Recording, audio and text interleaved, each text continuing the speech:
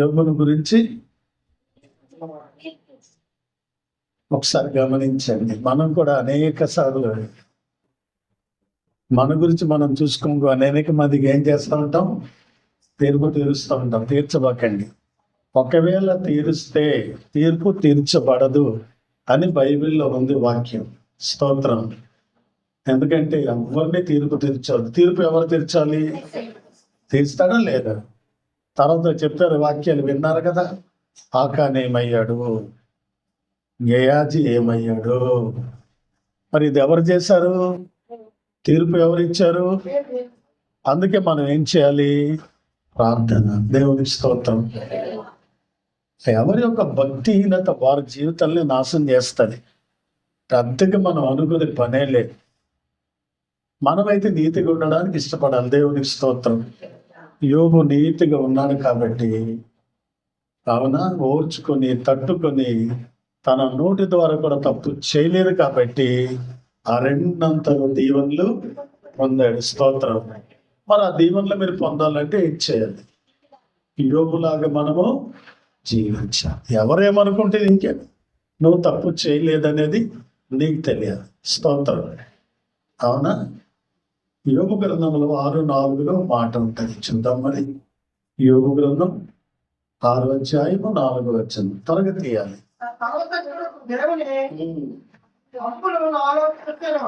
6:4 చూడండి. భక్తి నీకు, ఆ మాట నీ భక్తి ఏం చేస్తుంది చెప్పండి. మీరు భక్తి పరులైతే ఆ భక్తి ఏం చేస్తుంది అంటే, నువ్వు హఠాత్తుగా మరణించవు, హఠాత్తుగా చనిపోవు, నీ పిల్లలు చెడిపోరు. స్తోత్రం. అంటే నువ్వు నీతిమంతుడు కూడా నీ పిల్లలు ఏమవుతారు? నీతిమంతులు కూడా వాళ్ళు వర్ధిల్తారు. ఇక్కడ అన్నాడు, వీళ్ళందరూ మాట్లాడుతున్న మాట ఏంటి? నీ భక్తి నీకు ధైర్యము పుట్టింపద. ఒకటి. రెండవది, నీ యథార్థ ప్రవర్తన నీ నిరీక్షణకు. హల్లెలూయా. అంటే ఎవరేమనుకున్నా నువ్వు ఎలా ఉండాలి చెప్పండి? యథార్థంగా ఉండాలి. రెండోది, భక్తిపరుడుగా ఉండాలి. నువ్వు ఎప్పుడైతే భక్తిపరుడుగా ఉంటావో ఎవరికి భయపడే పని లేదు. స్తోత్రం. ఒకవేళ కానీ నువ్వు భక్తిహీనతలో ఉంటే భయపడాలి. ఆ 3 తరం 4 తరాల శాపాలు మనకు ఉండకూడదు. హల్లెలూయా. అది దేవుడే కొట్టివేశాడు. కాబట్టి మీరు సరిచేయబడితే, కడగబడితే, భక్తిపరులుగా మీరు జీవిస్తే మీ జీవితంలో ఎన్నో అద్భుతాలు చూస్తారు. కొంతమందికి భయం ఉండదండి. ఎలా తప్పులైనా చేసేస్తారు, ఎలా పాపాలైనా చేసేస్తారు, ఎలా తిరుగుడైనా తిరిగేస్తారు. కానీ పైన దేవుడు చూస్తున్నాడు అనేది తెలియదు. ఎవరు చూస్తున్నారు చెప్పండి? ఎలిసా దగ్గర గేయాజీ ఉన్నాడు. ఎలిసా చూశాడా? కానీ ఎలిసాకు తెలుసు ఆయన దైవజనుడు. గేయాజీ ఎక్కడికి వెళ్ళి వచ్చాడో ఆయనకి అన్నాడు కదా, నువ్వు ఎక్కడికి వెళ్ళి వచ్చావో నా ఆత్మ నీతో కూడా రాలేదు. ఆత్మీయులకు తెలుస్తుందా తెలియదా? మీరు చాలా మంది అనుకుంటారు పాస్టర్ గారికి ఏమీ తెలియదా. మోకాల్లో ఉండి ప్రార్థిస్తే దేవుడు ఏం చేస్తాడు? ప్రతిదీ తెలియజేస్తాడు. దేవునికి స్తోత్రం. తెలుసా కన్నీ తెలుసు. రాగానే చెప్పాడు. పోను అప్పుడైనా ఒప్పుకున్నాడా? అప్పుడు కూడా అబద్ధం ఆడేశాడు. ఆడాడా లేదా? అందుకని ఆ భయంకరమైన శాపానికి ఏమయ్యాడు? గురయ్యాడు. ఒకటి. రెండో విషయం కూడా చెప్తున్నాను. అపోస్తల కార్యం 5 ఒక ఫ్యామిలీ ఉంది. ఎవరు వాళ్ళు? అననీయ సప్ఫీరా. ఎవరు చెప్పండి? మీకు దశంభాగాలు ఇవ్వండి ఇవ్వండి ఇవ్వండి అని ఎవరు కోరరు. దశంభాగం దేవుని సొమ్ము. అవునా కాదా? ఆదిగా అపోస్తల కాలంలో వాళ్ళు కలిగిన ఆస్తులు, సంపాదన, బంగారు వెండి అన్ని అమ్మి అపోస్తల పాదాల దగ్గర పెట్టాలి అన్నారు. అందరు పెట్టేశారు. పెట్టారు లేదా? ఇది పేద సాధాలు ఉంటే పంచి పెట్టాలి, పని వస్తుందని చెప్పి అన్నారు. మొత్తానికి అది ఉంచారు. అందరు అయిపోయారు. ఆఖరిని ఎవరు వచ్చారు? అననీయ సఫీరా వచ్చారు. వాళ్ళు కూడా భూమి అమ్మారు. వాళ్ళలాగే వాళ్ళు వచ్చారు. వచ్చి ముందు నిలబడ్డాడు. ముందు ఎవరు వచ్చారు? అననీయ వచ్చాడు. వచ్చి పేతురుకి అన్నాడు, ఇదిగునయ్యా భూమి మేము ఇంతకీ అమ్మేమని తీసుకొచ్చి పెట్టాడు. వెంటనే పేతురు గారికి తెలిసిపోయింది. దేవుని స్తోత్రం. పేతురు ఎవరు? అపోస్తులైన పేతురు. ఆత్మీయుడే కాదా? పేతురు గారేం భక్తిహీనుడేం కాదండి. దేవుని కొరకు ప్రాణం ఇచ్చినోడు. దేవునికి స్తోత్రం. ఇలాగొచ్చి అడగగానే అబద్ధం ఆడేశాడు. ఎందుకు పరిశుద్ధాత్మకు మీరు దుఃఖపరుస్తున్నారు? నువ్వు ఇంత భూమికి అమ్మే డబ్బులు లేవే కదా, మరి కొంత ఉంచి కొంత తీసుకొచ్చి ఎందుకు పెట్టావు? ఎందుకు అబద్ధం ఆడావు? చేయొచ్చా అని అడిగాను. ఇలా చెప్పుతుండగానే పేతురు చచ్చిపోమని చెప్పలా. ఏమయ్యాడు? దైవ సన్నిధులు అంతా పవర్. దేవునికి స్తోత్రం. భక్తిహీనుడైన ఎవరు? అననీయ. అక్కడ ఏమయ్యాడు? లాచి. కాసేపు పోయిన తర్వాత ఇంకెవరు వచ్చారు? భార్య వచ్చింది. అమ్మాయిన కరెక్ట్గా చెప్పిందా? మంచి విషయాలు కొంతమంది ఏకీభవించారు, కానీ చెడ్డ విషయాలకి ఏం చేస్తారు? భార్య భర్తలు ఒకటే మాట. నీతి విషయంలో ఒకటే మాట్లాడండి, పరిశుద్ధత విషయం ఒకటే మాట్లాడండి, దేవుని కొరకు జీవించే విషయంలో ఒకటే మాట్లాడండి. కానీ ఇలాంటి తప్పుడు మాటలు ఒకటే మాట్లాడి మనం శాపాలు తెచ్చుకోకూడదు. మొత్తానికి వచ్చింది. ఆయన అడిగిన దానికి అవునయ్యా కొంత ఉంచాము కొంత తెచ్చామని చెప్పినా బాగుండేమో. ఆమె కూడా అబద్ధం ఆడేసింది. ఇదిగో నీ భర్త యొక్క సమయం ఎక్కడుంది? ఎక్కడే ఉంది. అలా చెప్తుండగా ఆమె కూడా ఏమైంది? అక్కడ పడి. అంటే భక్తిహీనత ఎలా ఉంటుందో చెప్పండి. ఇందాక మనం చూసాం కదా, దావీదు అంటాడు, భక్తిహీనులను చూడక వాళ్ళు ప్రబలేరు, చెట్టులాగా అభివృద్ధి చెందారు, పువ్వులు కాయలు ఎన్ని చక్కగా ఉన్నారు. తిరిగి వచ్చి వెనకాల చూస్తే ఏమైపోయిందట? వారి నీడ కూడా నువ్వేం చేయలేవు, నువ్వు అనవేమీ. ఎవరి భక్తిహీనత వారికి ఏం చేస్తుంది? అది భయపడాలి. మనం దేవుని నమ్మి తప్పు చేస్తే, పొరపాటు చేస్తే, భక్తిహీనతగా జీవిస్తే బాగున్నట్టే కనబడతారు, కడుపు నిండా అన్నం తిన్నట్టే కనబడతారు, అన్ని దీవెనలు ఉన్నట్టే కనబడతాయి. కానీ అది ఎలా ఎగిరిపోతుందో మీకు తెలియదు. మంచి సబ్జెక్టు మీరు విన్నారు. ఆలోచించిన దేవుని బిడ్డలారా, పరిస్థితులు ఎలా ఉంటాయి తెలియదు. ఇంకో మాట కూడా చెప్తా. ఇంకెవరి గురించి చెప్పాను? గయాజీ గురించి దేవుడికి తెలుసా? తెలీదా? తెలుసు. ఎలీషాకు తెలుసా? తెలుసు. పేతురు గారు ఎవరు? దేవుని యొక్క శిష్యుడు, అపోస్తలుడు. అననీయ సఫీరా గురించి తెలుసా? ఆయన ఏమైంది? ఇది ఎప్పుడైతే జరిగిందో తక్కిన విశ్వాసులకి ఏం కలిగింది? భయం కలిగింది. స్తోత్రం. ఇప్పుడు ఇవన్నీ మనం విన్నాం, మనకేం కలగాలి? ఇంక భయం లేని కోడి ఏదో బజార్లో గుడ్డు పెట్టినట్టు భయం లేకుండా బతకండి. స్తోత్రం. అది ఏ పాపమైనా కావచ్చు, అబద్ధమైన కావచ్చు, వ్యభిచారమైన కావచ్చు, మోసమైన కావచ్చు, అసూయైనా కావచ్చు, ఏ వ్యసనం ఉన్నా ఏం చేయాలి? ప్రభు దగ్గర ఒప్పుకొని విడిచిపెట్టాలి. ఒప్పుకోవడం వేరు, విడిచిపెట్టడం వేరు. దేవుని స్తోత్రం. నువ్వు ఎప్పుడైతే విడిచిపెడతావో నువ్వు వర్ధిల్లుతావు. దేవుని స్తోత్రం. హల్లెలూయా. అందుకన్నాడు యోబు, నీ భక్తి నీకు ధైర్యము. ఫ్రెండే చెప్తున్నాడు, నీ భక్తి నీకు ధైర్యము పుట్టింపదా, నీ యథార్థ ప్రవర్తన నీ నిరీక్షణకు, నీ ఎదురు చూపుకు ఆధారము కాదా. దేవుని స్తోత్రం. నువ్వు నీతిగా ఉంటే, యథార్థంగా ఉంటే నీకు ధైర్యము. దేవుని స్తోత్రం.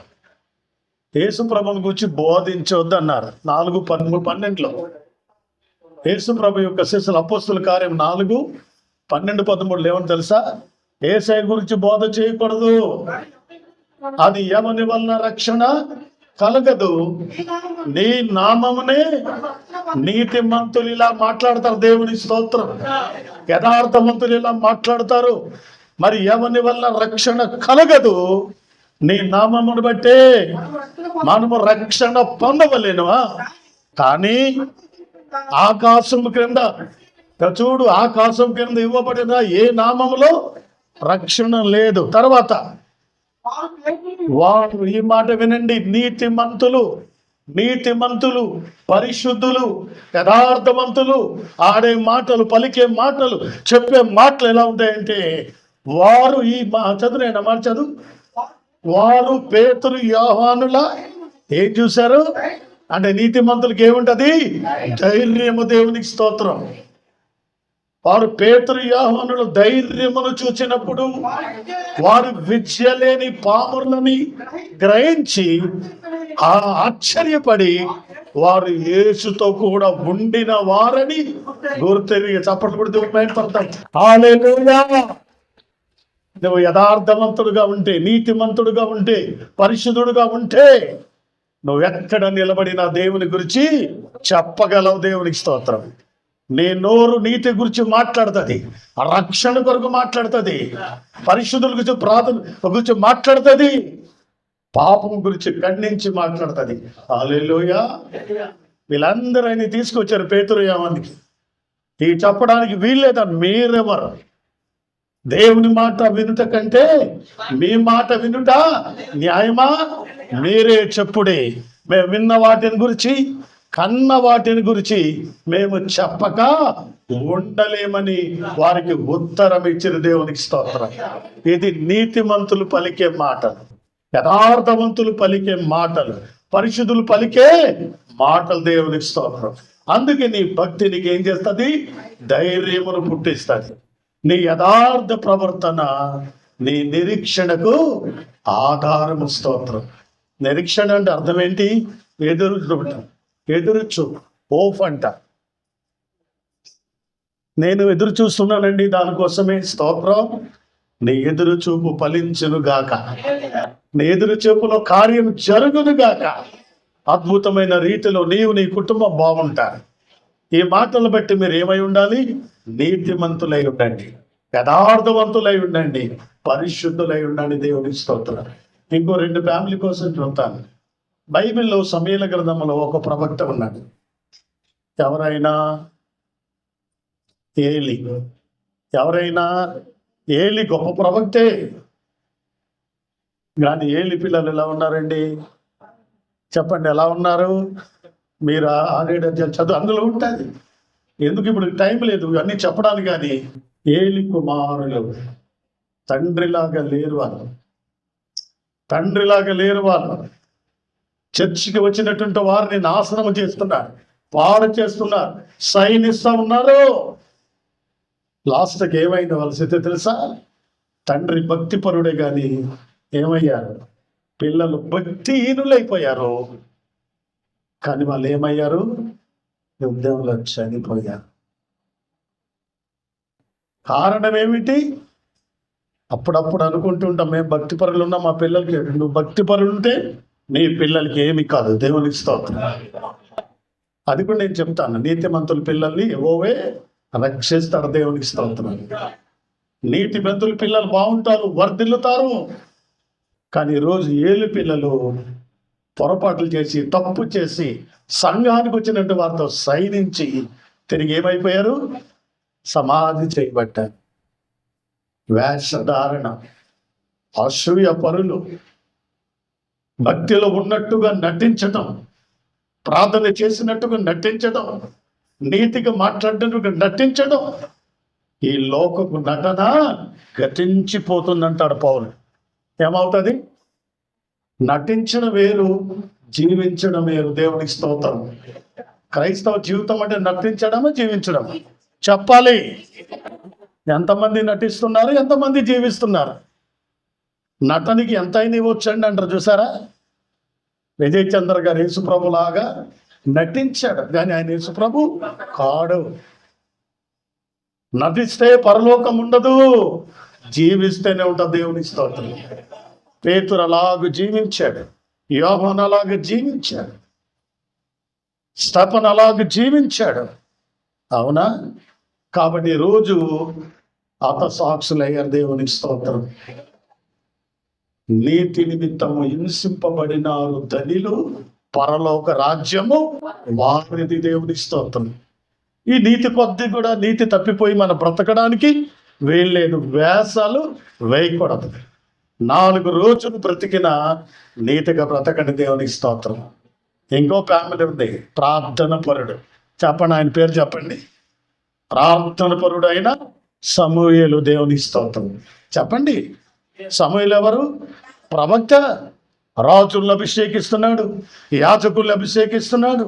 ఎవరైతే ప్రభు పనికి వెళ్తే అభిషేకిస్తున్నాడు. అభిషేకించబడిన ఆ యొక్క సమూయేలు పిల్లలు లంచగొట్టోలు అయిపోయారు. ఏమయ్యారు? లంచం తీసుకొని మనసు చెడిపోయి పాడైపోయారు. అంటే తండ్రి ప్రవక్త అని తెలుసు, తండ్రి చూస్తే చెప్తాడని తెలుసు, కానీ పిల్లలకి ఏం లేదు? భయం లేదు. చెప్పండి, ఏం లేదు? ఆయన న్యాయాధిపతిగా ఉన్న కాలంలో బాగానే ఉంది, కానీ తిరిగి ఎప్పుడైతే వీళ్ళు వచ్చారో అన్యాయం చేశారు. అన్యాయం చేసి ఊరుకుంటాడు దేవుడు? జాగ్రత్త. కళ్ళు మూసుకుని జల్లకొట్టి అన్ని ఇప్పుడు చేస్తున్నారేమో. దేవుడు దాన్ని రికార్డు చేస్తున్నారు, ఫోటో తీస్తున్నాడు. ప్రతిదీ దేవునికి ఎందుకు భయపడరు? దేవునికి భయపడడం నేర్చుకోండి. దేవునికి స్తోత్రం.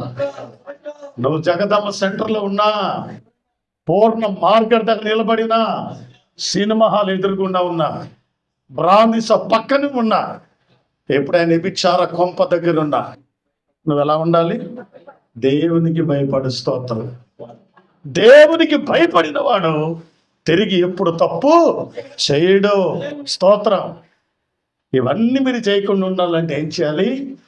చరిత్రలు చదవాలి. బైబిల్ చదవరు, ఆదివారం అని దులుపుకొని వస్తారు. ఏం తెలుసు మీకు? ఎన్ని విషయాలు దైవ గ్రంథములో రాయబడి ఉన్నాయో మీకు తెలియదు. నీ భక్తి నీకు ధైర్యమును పుట్టిస్తుంది. నీ యథార్థన ప్రవర్తన నీ నిరీక్షణకు ఆధారం అవుతుంది. అందుకే వారి ధైర్యమును, పేతురు యోహానుల ధైర్యమును చూచినప్పుడు వారు విద్యలేని, చెప్పండి ఎవరు? విద్యలేని పామరులను గ్రహించి వారెవరట? యేసుతో కూడా ఉండిన వారని గుర్తెరిగి దేవుని స్తోత్రం. ఇది వాక్యం అండి. వాక్యమైన దేవుడు చూస్తున్నాడా? సమూయేలు ప్రవక్తే. సమూయేలు పిల్లలు పాడయ్యారు. ఏలి ప్రవక్తే, బిడ్డలు పాడైపోయారు. ఏలి కూడా మెడనేరికి చనిపోయారు. చరిత్ర చదవండి. బైబిల్ చదవక ఆదివారం వచ్చి ఏదో వాక్యం విని వెళ్ళిపోతున్నారు తప్ప, అమ్మో ఒకరు ఇలా చేస్తే నా బిడ్డ పరిస్థితి ఏంటి? అర్థమైందా? పిల్లలు ఎప్పుడు కూడా పిల్లల కోసం తల్లిదండ్రులు ఏం చేయాలా? వేకువనే లేచించాలి. యోబు ఏం చేసేవాడు? సూర్యోదయమున ముందే లేచి, యోబు గ్రంథం 1:5 ఉంటుంది కదా మాట. ఏం చేసేవాడు? బిడ్డల మీద చేతుల నుంచి విజ్ఞాపన. ఎంతమంది తల్లిదండ్రులు చేస్తున్నారు? ఎంతమంది నిద్రపోతులుగా మారుతున్నారు? ఎందుకో తెలుసా? ప్రార్థించింది. డబ్బు పెరిగిందని, జ్ఞానం పెరిగిందని, హోదా పెరిగిందని అన్ని మర్చిపోయి కృతజ్ఞత లేకుండా జీవిస్తే బైబిల్లో రాసిన సంగతులన్నీ. సమూయేలు ప్రవక్త బిడ్డలు చనిపోతే ఏం చేయగలిగాడా? ఏలి ప్రవక్త ఏం చేయగలిగాడా? దావీదు కూడా మహారాజు అభిషేకించబడినవాడు, కానీ కొడుకు అబ్షాలోము ఏమయ్యాడు? అబ్షాలోము చనిపోయాడు, అమ్నోను చచ్చిపోయారండి. సదాకాలం ఇంట్లో యుద్ధం జరుగుతూనే ఉంది. కారణం ఏంటో తెలుసా? ఈ రోజుల్లో పాపం అంతా క్రైస్తవుల ఇంట్లోనే, అబద్ధాలు క్రైస్తవుల ఇంట్లోనే, వ్యభిచారం క్రైస్తవుల ఇంట్లోనే, సినిమా శికారులు క్రైస్తవుల ఇంట్లోనే. వీళ్ళు చెప్పారు, వాళ్ళు చెప్పారని చేస్తారా? పరిశుద్ధత కోల్పోతారు. జాగ్రత్త. మీ కళ్ళు పాడవుతాయి, మీ నోరు పాడవుతుంది, మీ చెవులు పాడవుతాయి చెప్తున్నాను. దేవుడు ఇస్తున్నది చేస్తున్నది చేయడేమో. జాగ్రత్తగా మనం లేకపోతే, భక్తిలో దిగజారిపోతే తిరిగి పరలోక రాజ్యాన్ని కోల్పోతాం. భూలోకములు కూడా సరిగా మనము జీవించాం. ఇంతకు పాస్టర్ గారు చూపించిన వాక్యంలో భయం వేసింది. వాడు ప్రభులాడే బాగానే ఉన్నాడు, చెట్టు కొమ్మలు రెమ్మలు పువ్వులు పూసింది, కానీ కొంతకాలానికి అది ఏమైపోయింది? భక్తి పరులు అనుకున్నారట, మేము ఎంత భక్తిగా ఉన్నాం, నీతిగా ఉన్నాం, మేము అలా లేమే, ఏటిలకు ఎదిగిపోతా ఉన్నారు నువ్వు అనుకున్నావేమో. కానీ అది కొంతకాలానికి ఏమవుద్ది? దాని నీడ కూడా ఎంత భయంకరం. ఇది తెలుసుకున్నాడు ఆసాపు. ఆసాపు అన్న మాట గుర్తుండి, అవన్నీ వద్దు, ఆకాశమందు నీవు తప్ప నాకెవరున్నారు? నీవు నాకుండగా నీవు ఈ లోకములో ఉండేది. ఎవరైతే అనుకుంటారో వాళ్ళు గొప్పగా దీవించబడతాయి. ఆ దీవెనల ఆశీర్వాదాలు మనకు కావాలి అంటే ఆసాపులాగా మనం అనగలిగితే, హల్లెలూయా. మొదటి యోహాను పత్రిక 1వ అధ్యాయం మొదటి మాట చదవండి. 1వ యోహాను పత్రిక 1వ అధ్యాయం మొదటి మాట. జీవవాక్యమును గూర్చి ఉన్నది, ఆది నుండి ఏది ఉండునో మేము ఏది వింటిమో కన్నులారా. ఎంత గొప్ప సాక్ష్యం అండి!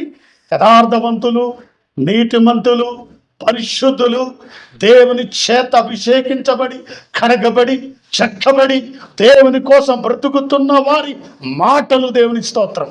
చదవండి. ఏది చూడు, ఆది చూడు, అది ఫస్ట్ నుండి చదవండి. ఫస్ట్ నుండి జీవవాక్యము. ఏ వాక్యం ఇది? జీవవాక్యం అంటే ప్రాణం ఉన్న వాక్యం, జీవమున్న వాక్యం, నేరం లేని వాక్యం, పాపం లేని వాక్యం, మచ్చ లేని వాక్యం. స్తోత్రం. జీవవాక్యమును గూర్చినది ఆది నుండి. హల్లెలూయా. ఆది నుంచి ఏది ఉండెను, మేము ఏది ఇంటుమో, మేము కన్నులారా ఏది చూచితిమో, ఏది నిదానించి కనుక్కుంటేమో, మా చేతులు దేన్ని తాకి చూచెను అది మీకు.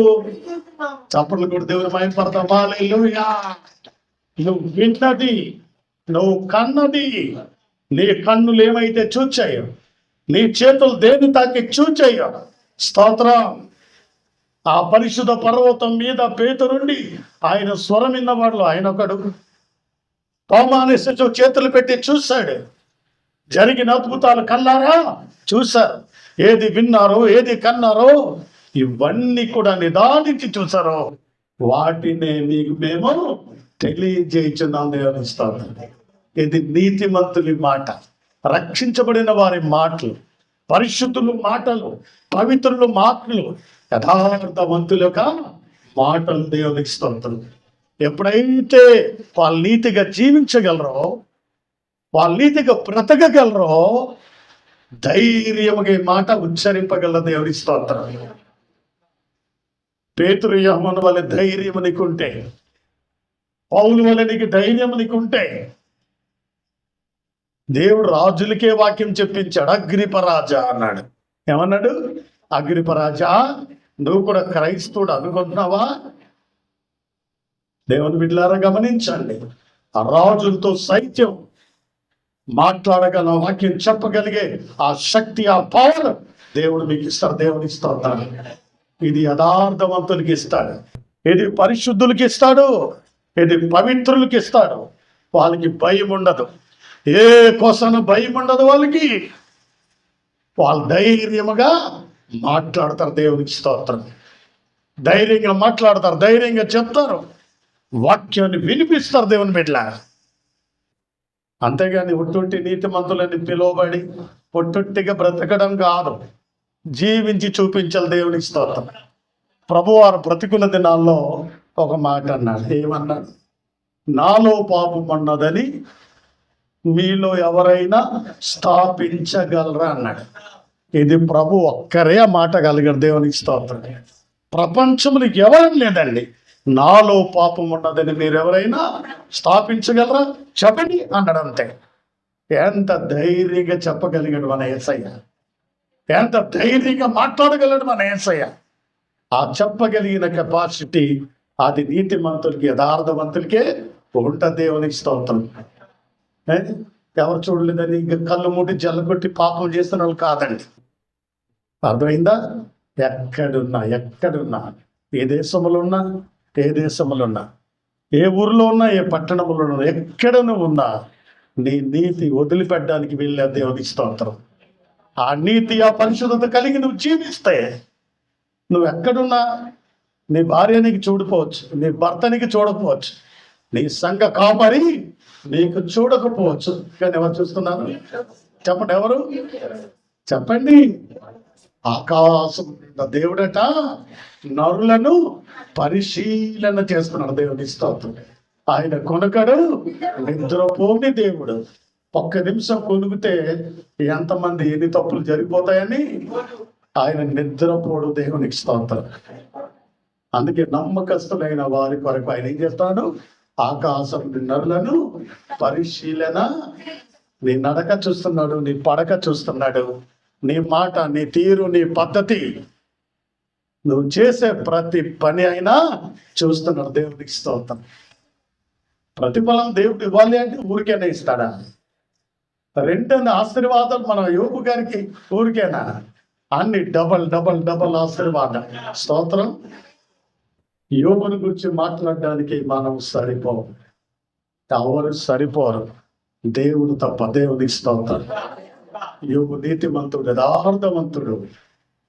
భూమి మీద అలాంటి వాడెవరు లేరు. 500 జతలు ఎట్లయితే 1000 జతలు ఇచ్చారు దేవుడు. అన్ని డబల్. 10 మంది పరలోకానికి వెళ్తే మళ్ళీ 10 మంది దేవుడు ఇచ్చాడు.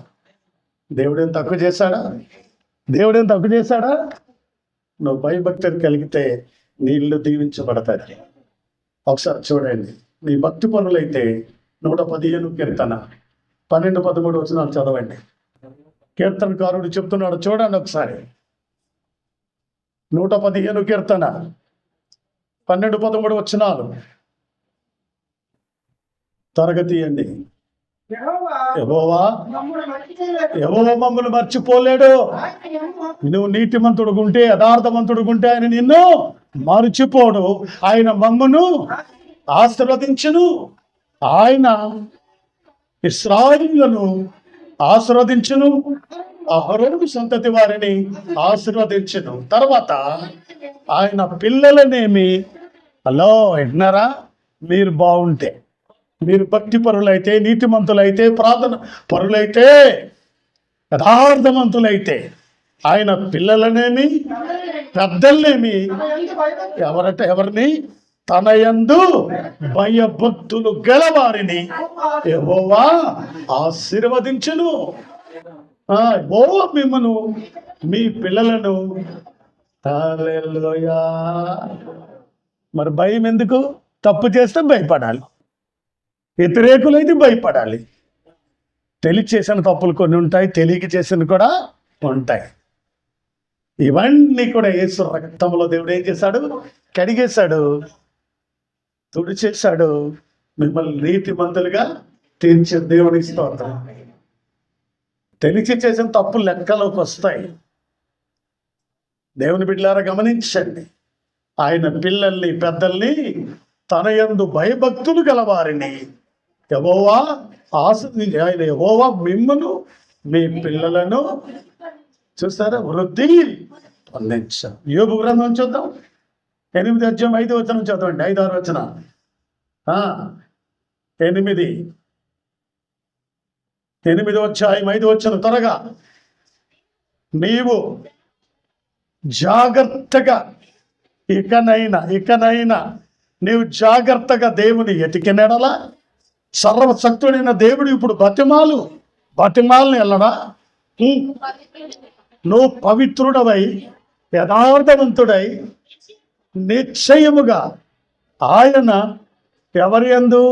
ఎవరైతే నీతిగా, యథార్థంగా, పరిశుద్ధంగా, పవిత్రంగా ఉంటాడో, ఒప్పుకుంటారో, సరిచేయబడతారో, కడగబడతారో ఆయన నిశ్చయముగా నీ యందు శ్రద్ధ నిలిపి, మళ్ళీ వచ్చిందా, నీ నీతికి తగినట్లుగా నీ నివాస స్థలమును, హల్లెలూయా, నీ నీతికి తగినట్లుగా నీ నివాస స్థలమును వర్ధిల్లింపచేయని. స్తోత్రం.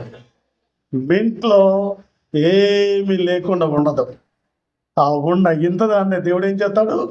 నిండార దీవిస్తాడు, నిండార ఆశీర్వదిస్తాడు. ఆ నిండార దీవెనతో దేవుడు మిమ్మల్ని నింపుతాడు. దేవుని స్తోత్రం. తర్వాత చదవండి, ఇంకో మాట ఉంటుంది. అప్పుడు నీ స్థితి మొదట లేని వాడికే ఉన్నావు. నీ ఇల్లు ఖాళీగానే ఉంది, నీకు ఏమీ లేదు, భికారి వాళ్ళగా ఉన్నామేమో, కానీ మొదట నీ స్థితికి కొద్దిగా ఉండి నన్ను తుదకు ఏం పొందుతావట? నువ్వు నీతిగా జీవిస్తాయి, యథార్థంగా బ్రతికితే నువ్వు బాగుంటావు, నీ పిల్లలు కూడా బాగుంటావు. దేవునికి స్తోత్రం. నువ్వు ఎప్పుడైతే ఒప్పుకుంటావో, కడగబడతావో, ఈ దోష పాపాలన్నీ కూడా ఆ కేద్రోను వాగులో కొట్టుకొని పోతే దేవునికి స్తోత్రం. అందుకన్నాడు, నీవు ఇప్పుడైనా జాగ్రత్తగా దేవుని ఎదిగి నీ జీవితాన్ని కట్టుకొని, వీళ్ళని ఆలసి విమర్శించకుండా, వీళ్ళని పిచ్చి మాటలు ఇవన్నీ మాట్లాడకుండా, మాట కూడా చాలా జాగ్రత్త. నీ మాట కొద్దిగా ఉండవలని. స్తోత్రం. కొద్దిగా నీ మాట ఉండాలి, ఎక్కువ మాట్లాడకూడదు. ఏం మాట్లాడు? దేవుని మాటలు ఎక్కువ మాట్లాడాలి. స్తోత్రం. అప్పుడు దేవుని చూస్తాడు. ఆశీర్వాదాలు ఇంటేమి బయటేమి ఎక్కడున్నా దేవుడు దీవెనలండి. స్తోత్రం. మొదట నీ స్థితి కొద్దిగే ఉండినను తుదగది మహాభివృద్ధి.